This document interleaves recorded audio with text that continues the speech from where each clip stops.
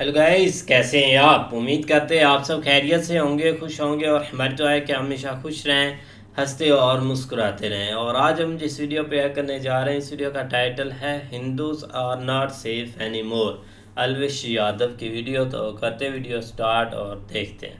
राम राम भाई सभी लोगों को welcome back to my main channel. बहुत सारे लोग मेरे को कह रहे थे एलविश भाई तो मेन चैनल छोड़ के भाग गया, एलविश भाई तो रिटायर हो गया, एलविश भाई सिर्फ ब्लॉग बनाता है, शोज करता है, मेन चैनल पे कोई ध्यान नहीं दे रहा है। बट नहीं, देखो वी आर बैक और इस बारी बहुत ही इंपॉर्टेंट वीडियो के साथ हम लोग वापस आए हैं। आज की जो हमारी वीडियो होने वाली है उसमें दो चीज़ें बहुत खास है। पहला कि बहुत ज़्यादा इंपॉर्टेंट है, दूसरा कि अब बिल्कुल गायब हो चुका है। जब भी हमारे देश में कोई बड़ी घटना होती है, आपने देखा होगा सोशल मीडिया पे बहुत ज़्यादा लोग एकदम से पागल हो जाते हैं, मेला लग जाता है, लोग सड़कों पे उतर जाते हैं, कभी कैंडल्स लेके, कभी प्रोटेस्ट करते हैं। बट थोड़े टाइम बाद आप देखोगे बिल्कुल चीज़ें गायब हो जाती हैं, जैसे वो चीज़ें कभी हुई ना हो। अब सेम सीन बांग्लादेशी हिंदूज और कोलकाता केस जो हुआ, अब कहीं पे भी आप नहीं सुनोगे, ना कोई अपडेट इनकी सुनोगे, ना कोई लोगों के मुंह से कोई बात होती सुनोगे। बहुत लोग मेरे से पूछेंगे एलविश भाई आप इतनी लेट क्यों इस टॉपिक पे वीडियो निकाल रहे हो? मैं इसी वजह से निकाल रहा हूँ क्योंकि ये टॉपिक बिल्कुल ठंडा हो चुका है और इसको दोबारा गर्म करने की ज़रूरत है। तो इसी चीज़ को दोबारा से लोगों के सामने रखने मैं लेके आ चुका हूँ ये वाली वीडियो। तो वीडियो को एंड तक देखना।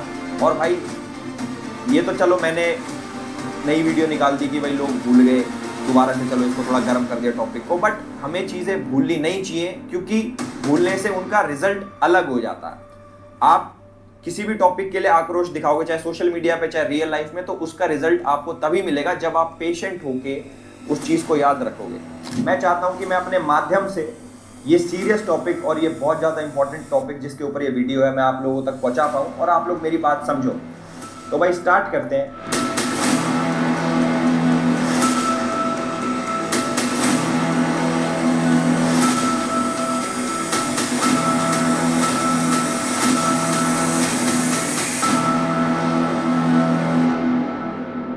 देखो, पर्सनल रंजिश अपनी जगह है, पर्सनल आइडियोलॉजी अपनी जगह है। आप किसी भी दल के विरोधी या समर्थक हो सकते हो, मगर जब बात अपने देश की आए तो सबसे पहला धर्म है देश के साथ खड़ा होना। पार्टी देखो आपकी कोई भी हो सकती है, बीजेपी हो, कांग्रेस हो, टीएमसी हो, जो मर्जी हो, देश को मजबूत बनाने के लिए काम किया जाना चाहिए। लेकिन बांग्लादेश में जिस तरीके से तख्ता पलट हुआ है उस पर हमारे देश के ही ओपोजिशन वाले नेता जिस तरीके से रिएक्ट कर रहे हैं वो बहुत ज़्यादा खतरनाक है। बांग्लादेश में जो भी कुछ हुआ उसी तरीके का तख्ता पलट करने की सोच भारत में भी कुछ लोग रखते हैं। हमारे देश में ऐसे भी लोग हैं जो हमारी इकोनॉमी को अनस्टेबल बनाने में लग रखे हैं। समझ रहे हो? जिस तरीके से बांग्लादेश में हालत बिगड़ी हुई है उसी तरीके से भारत में भी हालत बिगाड़ने की साजिश करी जा रही है। सारी चीजें तुम्हें वीडियो में समझाऊंगा, एंड तक देखना। और इन चीजों को समझने के लिए हमें कुछ गुजरी हुई तारीखों के पन्ने पलटने पड़ेंगे। तो स्टार्ट करते हैं। 5 अगस्त 2024 ये वही तारीख है जब बांग्लादेश धधक रहा था, सड़क पे चिंगारियां जल रही थी, आरक्षण की सुलग रही आग में कट्टरपंथी का पेट्रोल डाला जा चुका था और देखते ही देखते जमहूरी हुकूमत घुटनों पे आ चुकी थी। शेख मुजीबुर रहमान की मूर्ति पे कुल्हाड़ी चल रही थी, हर तरफ आग लगी थी, कहीं गाड़ी तोड़ रहे थे तो कहीं बस फूक रहे थे। प्रधानमंत्री आवास में कुछ लोग घुस गए थे। आप मानोगे नहीं, पीएम शेख हसीना के अंडर गारमेंट्स तक लूट रहे थे। आपने एक फोटो देखी होगी वो ऐसे वाली, मैं बोल भी नहीं सकता उस फोटो के बारे में ज्यादा। इससे कुछ घंटे पहले ही शेख हसीना जो जीते जागते और हरे भरे देश की प्रधानमंत्री थी, वो अपने ही देश छोड़ के भागने को मजबूर हो गई। After the Prime Minister Sheikh Hasina surprised the country by resigning today and fleeing to India. क्योंकि अगर वो देश ना छोड़ती तो मेरे हिसाब से उनकी मौत तय थी। शेख हसीना ने जब देश छोड़ने की सोची तो सबसे सेफ उनको हमारा देश भारत लगा। ये बात अलग है कि बांग्लादेश की अंतरिम सरकार बार बार भारत से कह रही थी कि शेख हसीना को हमें सौंप दो ताकि हम उन पे केस चला सकें, लेकिन भारत ऐसा कभी भी नहीं करेगा क्योंकि भारत और बांग्लादेश का रिश्ता सिर्फ एक पड़ोसी वाला नहीं है, बल्कि भारत का जुड़ाव इसलिए भी है कि बांग्लादेश की पाकिस्तान से आज़ादी दिलाने में हमारे सैनिकों का बलिदान भी शामिल है। दोनों देश 4009 किलोमीटर की सीमाएं शेयर करते हैं, इसलिए बांग्लादेश में परेशानी होने से भारत का परेशान होना लाजमी था।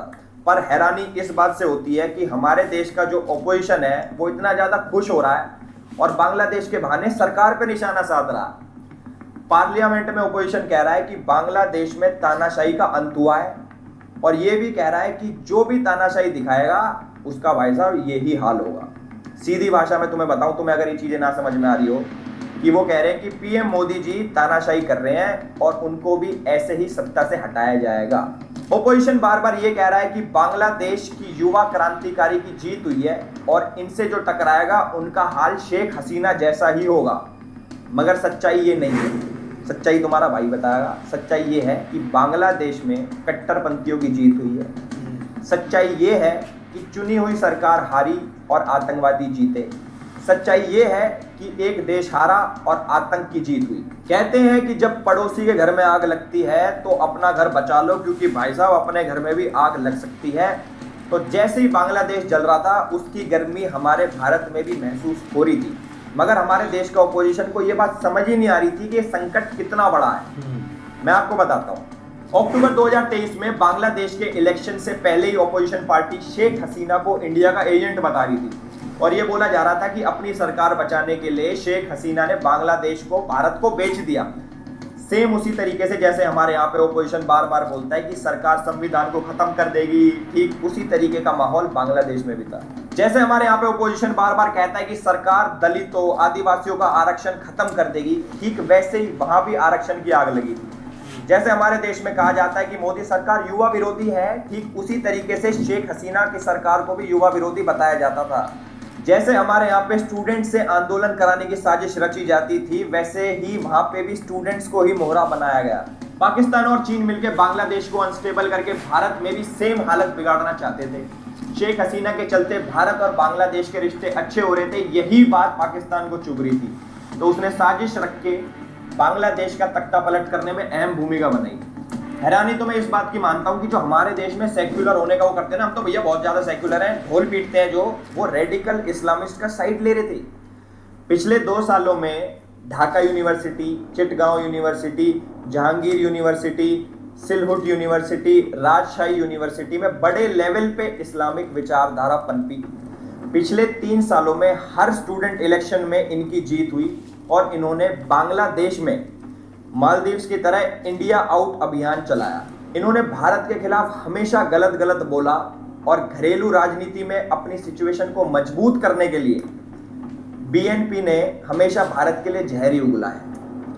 पाकिस्तान की जो खुफिया एजेंसी है आईएसआई, आप लोगों ने नाम भी सुना होगा, उसके लोग स्टूडेंट्स की फेक डीपी लगा के स्टूडेंट्स मूवमेंट चलाते थे और आंदोलन को बड़ा करने में कामयाब भी हो गए। अब जो जमाते इस्लाम की सरकार है उसके रिश्ते आईएसआई जो पाकिस्तान की है उससे बहुत ज्यादा गहरे हैं। तो इन बातों से इतना तो क्लियर हो गया कि भैया कौन किसकी साइड है और कौन किसके अगेंस्ट। हमारा ओपोजिशन इतना अंधा हो चुका है कि जो भी पीएम मोदी का विरोध कर रहा है वो उनके साथ खड़ा हो जाता है, चाहे वो बात हमारे देश के अगेंस्ट में ही क्यों ना हो। हमारे देश का किसान हमारी आन बान और शान है, सरकार भी यही मानती है, इसलिए सरकार किसानों के लिए सारी योजनाएं भी चला रही है। पर किसान भाइयों ने अपने हित के लिए आंदोलन किया, जो कि ठीक भी था। देखो मैं ये नहीं कह रहा, मैंने एक वीडियो भी बना रखी है, मैं नहीं कह रहा वो खराब था, ये भी था। मैं आप पूरी चीजें सुनना मैं जो बताने वाला हूँ। और देखते ही देखते किसान आंदोलन को भारी शक्तियों ने हाईजैक कर लिया, बाहर से फंडिंग होने लग गई और किसान आंदोलन ने देश विरोधी आंदोलन की शक्ल ले ली। आपको याद होगा कि कैसे हमारे जो देश की शान है लाल किला, उस पर किन लोगों ने कौन सा झंडा लहराया। ये सीधा सीधा इशारा है उन लोगों की तरफ जो भारत में सरकार को अनस्टेबल करना चाहते हैं और किसानों की आड़ में हिंसा फैलाना चाहते हैं, जो कि उन्होंने फैलाई भी देखो अल्टीमेटली। और ये कोई पहली बार नहीं हो रखा कि भाई ये आंदोलन हो गया वो हो गया। इससे पहले भी सीएए और एनआरसी को लेके महीनों तक चला आंदोलन, आपको याद ही होगा। और उसके अंदर जो हमारे उमर खालिद जैसे लोगों की लॉबी ने जम के तमाशे करे शाहीन बाग के अंदर, वो भी आप लोगों को याद होगा। की आग लगाई है, हम प्यार की शमा जलाएंगे, हम जोर जोर चिल्लाएंगे, एनआरसी नहीं कराएंगे। जेएनयू में भारत तेरे टुकड़े होंगे और हमें चाहिए आजादी, ये आपने बहुत सारे सुने होंगे, नारे लग रहे हैं भैया वहाँ पे आजादी चल रही है, ये चल रही है। ये बहुत ज्यादा शर्मनाक बात है कि जो हमारा ओपोजिशन है वो ऐसे लोगों के साथ खड़ा रहता है। ये लोग ये नहीं सोचते कि पीएम मोदी का विरोध करते करते हमारे देश का विरोध हो रहा है। भाई ये लोग हमारे देश का विरोध करने पे उतर आए हैं। बांग्लादेश से हमेशा रोहिंग्या घुसपैठ, सुना होगा आपने न्यूज में, रोहिंग्या उधर मिल गया उधर मिल गया। ममता बनर्जी अपने वोट बैंक चलाने के चक्कर में इस मुद्दे को हमेशा टालती आई है, मगर उनकी वोट बैंक की राजनीति हिंदुस्तान के लिए कितना खतरा लाती है ये भाई वो बिल्कुल नहीं सोचती। आपने बहुत बार सुना होगा ऑपोजिशन को ये कहते हुए कि हमारे देश में माइनॉरिटी सेफ नहीं है। बेशक पीएम मोदी जी कहते हैं कि भैया सबका साथ, सबका विकास, सब बराबर है मेरे लिए, मगर ऑपोजिशन हमेशा नैरेटिव सेट करने में लगी रहती है कि मोदी जी माइनॉरिटीज के खिलाफ है। लेकिन गजब की बात बताऊं तुम्हें क्या है, हमारा ऑपोजिशन तब बिल्कुल चुप हो जाता है जब बांग्लादेश में हिंदुओं को चुन चुन के मारा जाता है। इनके मुंह से एक शब्द भी नहीं निकलता जब बांग्लादेश में मंदिरों में आग लगाई जाती है। इनका मुंह नहीं खुलता जब हिंदू बच्चियों का बलात्कार होता है। इनका मुंह नहीं खुलता जब बांग्लादेश के 27 जिलों में हिंदुओं पे करीब 200 अटैक हुए, किसी का घर जला, कई मंदिर टूटे, कई मंदिर लूटे गए, कई पुजारियों की हत्या हुई। और जो लोग ये कह रहे हैं ना कि भैया ये सब झूठ है, वहाँ पे तो सब लोग वो कर रहे थे, चेन बना रखी थी, तो देखो उनके मुंह पे तमाचा तब पड़ता है जो उनकी अभी वाली सरकार है ना, उन्होंने भी कबूल किया है कि हिंदुओं के साथ गलत हुआ है। 16 करोड़ 51 लाख वाली पॉपुलेशन वाले बांग्लादेश में हिंदुओं की संख्या भैया घटती जा रही है। आप डेटा उठा के देख लेना। मैं ये नहीं कह रहा कि देश में ऑपोजिशन नहीं होनी चाहिए, बिल्कुल मैं इस चीज़ के खिलाफ नहीं हूँ भैया, बिल्कुल होनी चाहिए, बल्कि मजबूत होनी चाहिए। पर बात कम से कम देश के हित की तो कर लो यार। ये थोड़ी ना कि अपनी राजनीति चमकाने के चक्कर में तुम देश में आग लगा दो। अब दूसरे टॉपिक पे आते हैं। शहर बदल जाते हैं, अपराध का तरीका बदल जाता है, आरोपी भी बदल जाते हैं, मगर बदलता नहीं तो महिलाओं के खिलाफ होने वाला अपराध। 16 दिसंबर 2012 को जो निर्भया कांड हुआ था, पूरा देश जानता है और पूरा देश सड़क पे उतरा था कि महिलाओं के खिलाफ होने वाले अपराधों को रोका जाना चाहिए और कानून सख्त किए जाने चाहिए। कानून सख्त भी हुए मगर अपराध कम नहीं हुए। ऐसे ही सेम एक अपराध, सेम तो नहीं बोलूँगा मैं, पर ऐसा ही एक अपराध कोलकाता के RG Kar medical college and hospital में भी हुआ, जिसने पूरे देश को हिला के रख दिया।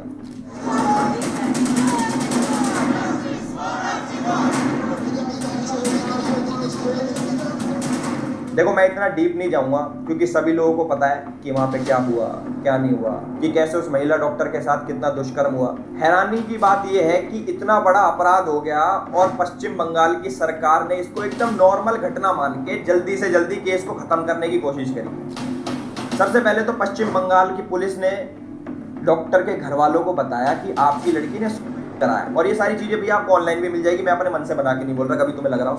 FIR देर से लिखी गई, जल्दी जल्दी में लड़की का पोस्टमार्टम किया गया, लेकिन बवाल बढ़ा तो पश्चिम बंगाल की पुलिस की कलाई खुल गई और समझ में आ गया कि पुलिस का रवैया कितना ज़्यादा गैर जिम्मेदार था। दबाव बढ़ा तो पुलिस ने एक शख्स को गिरफ्तार भी किया जिसने कबूल कर लिया कि भैया मैंने सब कुछ किया है, मेरे को पकड़ लो। पुलिस की थ्योरी के मुताबिक इस घटना को संजय रॉय नाम के एक आदमी ने अंजाम दिया है 12 अगस्त को।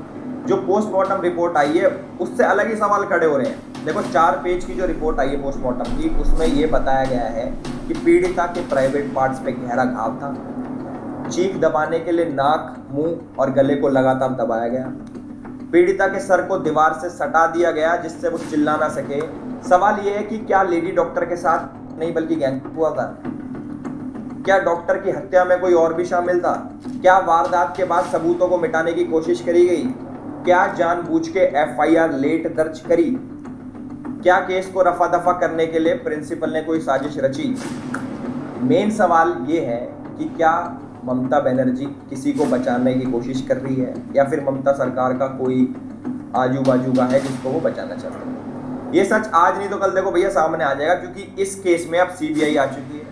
आरोपी संजय रॉय समेत 7 लोगों का पॉलीग्राफ टेस्ट हो चुका है। दूसरा चैलेंज जो सबसे ज़्यादा बड़ा है CBI के लिए वो है सबूत जुटाना। डॉक्टरों का कहना है कि घटना जहाँ पे हुई है उसको सील ही नहीं किया गया, उस जगह को सेमिनार हॉल को खुला छोड़ दिया गया, वहाँ पे CCTV भी नहीं था। ऐसे में CBI के लिए भैया सबूत जुटाना तो देखो बहुत मुश्किल हो गया। ममता सरकार ने बल्कि हाई कोर्ट ने ये केस CBI को दिया है जिसको गलतफहमी हो कि भैया ममता बनर्जी ने सौंपा है। जितनी कहानी मैंने अभी आप तक बताई है उसके एनालिसिस से ये है कि बंगाल सरकार ने इस केस में लापरवाही बरती है। और मेन चीज बताऊं तुम्हें, किसी भी BJP रूल स्टेट में अगर महिलाओं के साथ अपराध होता है, देखो वो भी गलत है, पर पूरा ओपोजिशन सर पे चढ़ जाता है, आसमान उठा लेता है सर पे कि भैया यहाँ पे ये हुआ है, यहाँ पे ये हुआ है, इनकी लॉबी एक्टिवेट हो जाती है। मगर बंगाल के मामले में सब चुप हैं। TMC में 11 महिला MP हैं मगर सब की सब चुप भी नहीं निकल रही। एक साइड आपने देखा होगा जया बच्चन जी इतनी फेमिनिस्ट बनती हैं कि ओ भैया मेरे नाम के आगे मेरे पति का नाम कैसे जोड़ दिया, लड़ती झगड़ती रहती है, मेरा जया बच्चन ही नाम लिया करो। जया बच्चन इतनी बड़ी फेमिनिस्ट बनती है, लेकिन बंगाल में इतना बड़ा अपराध हुआ उनके मुंह से चू तक नहीं निकली। बताओ क्यों नहीं निकली? देखो, महिलाओं के खिलाफ अपराध बढ़ते ही जा रहे हैं भाई। मैं तुम्हें सिंपल सी भाषा में बताता हूँ, एक पिता कब तक बेचैन रहे कि उनकी बेटी घर वापस सेफली आएगी या नहीं। एनसीआरबी के डेटा के हिसाब से साल 2020 में 28,000 दर्ज हुए, जबकि महिलाओं के साथ हुए कुल अपराध 3,71,503 थे। ये डेटा 2021 में और बढ़ गया। मेरा मानना ये है कि जैसे यूपी में योगी जी क्रिमिनल्स के खिलाफ जीरो टॉलरेंस वाली पॉलिसी अपना के रखते हैं, बुलडोजर बाबा हमारे सही काम करते हैं। देखो, मैं तो इन चीज़ों के साथ हूँ, जो गलत करता है उसके साथ गलत होना चाहिए। तो बाकी स्टेट्स ऐसा क्यों नहीं कर सकते यार? हमारी सरकारों को ये सोचना होगा कि ढलता हुआ सूरज हमारी बहन बेटियों को डराए नहीं, हर अनजान आहट से वो घबराए नहीं, सड़क पे चलते वक्त उनके कदम कांपे नहीं। सरकार को ये सोचना होगा, आज ना तो कल सोचना ही होगा। कहने को और भी बहुत सारी चीज़ें थी मेरे पास कि मैं 10 चीज़ें उठा के ले आऊँ। मैं ये नहीं कह रहा कि हमारे देश में बस यही 2 मुद्दे हैं जो बहुत ज़्यादा हाईलाइटेड है। हमारे देश में हर मोड़ पे एक नया मुद्दा आपको मिल जाएगा। और मैं ये भी नहीं कह रहा कि इस सरकार का साथ दो, उस सरकार का साथ दो। मैं बस ये कहना चाहता हूँ कि जो भी चीज़ करो, जो भी चीज़ आप सोचो, वो हमारे देश के हित में हो। मेरे बहुत सारे भाई ऑफेंड भी हो जाएंगे, भाई हम तो इस पार्टी से सपोर्ट करते हैं, हम इस पार्टी को आप ऐसे बोल रहे हो, उस पार्टी को ऐसे बोल रहे हो। नहीं भाई, देखो, उन सबको मेरी तरफ से हाथ जोड़ के माफ़ी है भैया। ना हम पॉलिटिक्स में घुसते, ना मेरा कोई इंटरेस्ट। मेरा इंटरेस्ट अपने देश के हित में है। मैं अपने देश के लिए बोलता हूँ। कल को रूलिंग पार्टी गलत बोलेगी, हम उसके खिलाफ भी बोलेंगे। कल को अपोजिशन पार्टी कुछ बोलेगी, हम उसके खिलाफ भी बोलेंगे। जो चीज़ मेरे देश के हित में होगी, हम आगे बढ़ चढ़ के उसमें पार्ट लेंगे और अपनी आवाज़ आप लोगों तक पहुँचाएंगे। तो मेन चैनल की वीडियो भाई यहीं पे ख़त्म होती है। अगर मैं नहीं कह रहा इसको लाइक करो, जो चीज़ करो, आप इसको शेयर कर देना, मेरे लिए वो काफ़ी होगा। क्योंकि मैं चाहता हूँ जिन लोगों को नॉलेज नहीं है इन चीज़ों की, उन तक ये बात पहुँचे। और मेरा मानना ये है कि हमारे देश की अगर महिलाएं सुरक्षित रहेंगी, तभी हमारा देश और तरक्की कर पाएगा। और ऐसे देश में रहने का फ़ायदा है क्या भाई, जहाँ पे महिलाएं सुरक्षित ना हो? तो हमारे देश का कानून भी स्ट्रॉन्ग बनना पड़ेगा। और मैं देखो, एक मेल कैटेगरी को टारगेट नहीं करना चाहता, मैं बस ये बोलना चाहता हूँ कि भैया, जैसे हमारे घर में बहन बेटियाँ हैं, ऐसे औरों की बहन बेटियाँ भी हैं। तो सबको इज्जत की नज़रों से देखो, सबको अच्छी नज़रों से देखो। आज के लिए इतना ही भैया, और वीडियो आती रहेंगी मेन चैनल पे। मैं कोई रिटायर नहीं हुआ हूँ, I am back guys, I am back. मेरे को बताना किस टॉपिक पे तुम्हें वीडियो चाहिए। बिल्कुल यार, एक बहुत अच्छी वीडियो बनाई है उन्होंने, क्योंकि देखा जाए ना, ये चीज़ें में कोई शक नहीं है कि जो भी आहिस्ता आहिस्ता एक चीज़ें बढ़ती हैं ना, उसमें सबसे ज़्यादा जो रोल है ना, वो होता है अपोजिशन जो पार्टी है। अभी लास्ट जो भी फड्डे थे, जो भी कुछ चल रहा था ना, वो यही देखा कि जो इंडियन की अपोजिशन है ना, वो भी यही ट्रेंड सेम बांग्लादेश वाला चला रही थी कि आप भी निकलो, आप कब तक ये सरकार है इसके नीचे लग के रहेंगे, कब तक ये डिक्टेटरशिप के नीचे लग के रहेंगे। ये चीज़ें हैं ना, हमने बहुत ज़्यादा बांग्लादेश वाले टॉपिक में सुनी है। और इतने ज़्यादा लोग एक बोल रहे थे कि उनको इस चीज़ का पता ही नहीं है कि वो क्या चीज़ बोल रहे हैं, और ऐसे उनको बोलना भी चाहिए या नहीं। लेकिन अलवेश यादव की बात की जाए तो उन्होंने बहुत अच्छी वीडियो बनाई है कि जब भी देश का मामला आता है ना, तब हमें इकट्ठे होना चाहिए। ज़रूरी नहीं कि कौन क्या कर रहा है, कौन क्या कर रहा है। सबसे ज़्यादा ये देखना चाहिए कि कौन एक देश के हित में है, कौन नहीं है। चाहे उसमें एक कलकत्ता केस हो, बांग्लादेश वाला हो, और जो भी एक केस सामने आते हैं ना, उनको देखा जाए। लेकिन ये है कि हमेशा इकट्ठा होना चाहिए। और सबसे ज़्यादा है ना कि अपोजिशन की यही एक कोशिश होती है कि जहाँ पर थोड़ी सी भी बात होती है ना, उसको नीचे से आवा देना, ताकि जो गवर्नमेंट बैठी हुई है ना, उनके लिए काफ़ी ज़्यादा प्रॉब्लम हो। और हमेशा ये चीज़ें हर जगह देखने को मिलती हैं, हर जगह जहाँ भी है ये। नहीं, वाकई सही बात है। एक मामला बहुत भाई ख़राब है। लेकिन अब देखो ना, एक हर देश अब मतलब कि एक और दिशा में जा रहा है, मतलब कि एक टेक्नोलॉजी की तरफ, एक अपने आप को ग्रोथ की तरफ।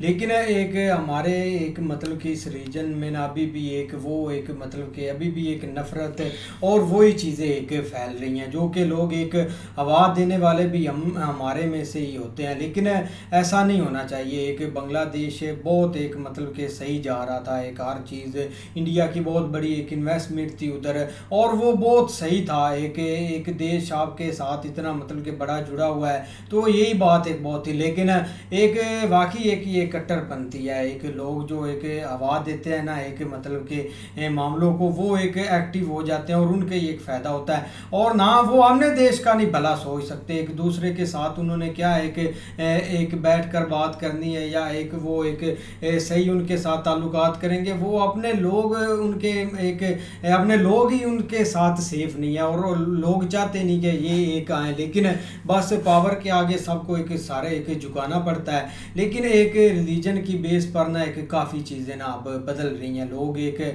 दिन ब दिन इस चीज़ को हवा दे रहे हैं। अब यार देख लो, एक आप पूरा एक यूरोप देख लो, वो एक इकट्ठे बैठे हैं क्योंकि उनका एक रिलीजन सेम है, वो एक रिलीजन की बेस पर नहीं मतलब कि अभी लड़ रहा है। या अगर उनका ऐसा कुछ होता ठीक है, कुछ होते मतलब कि हैं भी उनके एक रिलीजन एक डिफरेंट, लेकिन ज़्यादातर वो एक सेम ही है, तो इसलिए भाई उनको ये चीज़ का बहुत एज है। लेकिन इधर यही चीज़ एक ना एक चलती रहनी है, पता नहीं कब तक ये एक चीज़ें एक चलेंगी और कब तक लोग इसके पीछे एक दौड़ते रहेंगे। नहीं ऐसा ही है, लेकिन ये कि एक उन्होंने स्टार्ट अच्छा किया, जो कि एक दो बहुत बड़े एक मुद्दे थे। ये एक रियलिटी होती है, जब भी आप देख लो इस तरह का कोई भी मुद्दा एक उठता है, तो हम एक 5-7 दिन के लिए एक फुल ट्रेंड चलाते हैं, और हर तरह की हमारी कोशिश होती है कि आवाज़ एक गूंजती रहे, लेकिन फिर एकदम मामला जो है ना वो खामोश हो जाता है, जिसके बाद कोई एक उसकी अपडेट नहीं लेता, कोई मतलब यहाँ तक कि कोई चीज़ सामने भी आ जाए तो उसके ऊपर लोग क्लिक भी नहीं करते कि पता नहीं अब इसका कुछ होगा कि नहीं। लेकिन फिर भी कुछ ऐसी चीज़ें होती है जिसके ऊपर ज़रूर फोकस रखना चाहिए, एक कम अज़ कम जो है ना उसका अंजाम उसको अंजाम तक पहुँचाना, या अंजाम उसका ज़रूर एक देखना चाहिए, ताकि दोबारा इस तरह का कोई सीन क्रिएट ना हो। लेकिन हौसला भी भाई एक क्रिमिनल्स को उस वक्त ही मिलता है जब इस तरह एक मुद्दा उठा और एकदम जो है ना वो खामोश हो गया। लेकिन भाई एक भाई ने बहुत अच्छा एक टॉपिक लिया है, और क्योंकि एक अभी भी आप देख लो कि एक बांग्लादेश के अंदर ये मामलात संभले नहीं हैं, हमने एक भी देखा है, उसमें भी एक खासकर एक हिंदू कम्युनिटी को लेके अभी तक भी टारगेट किया जा रहा है। तो बजाय इसके कि इस चीज़ को एक भूलें, इसके ऊपर ज़रूर आवाज़ जो है ना वो हाई लेवल के ऊपर उठानी चाहिए, और उनके लिए कोई ना कोई सेफ़ एग्ज़िट या कोई सेफ़ कोई प्लान ज़रूर एक उनके साथ मिल के, क्योंकि बहुत सारे ज़रिए हैं जिसकी वजह से मामलात बेहतरी की तरफ जा सकते हैं। लेकिन अगर आप खामोश रहेंगे तो वो चीज़ें जो है ना वो ऐसे ही दब जाएंगी, और वहाँ पे जो मामला है जो है ना वो खराबी की तरफ जाएंगे। तो ज़रूर उसके लिए आवाज़ उठानी चाहिए। अच्छी वीडियो उन्होंने बनाई इस टॉपिक पर। बिल्कुल, तो उम्मीद करते हैं आपको वीडियो पसंद आएगी। अगर पसंद आए वीडियो को लाइक, चैनल को सब्सक्राइब ज़रूर कीजिएगा। मिलते नई वीडियो के साथ, तब तक के लिए अल्लाह हाफिज़।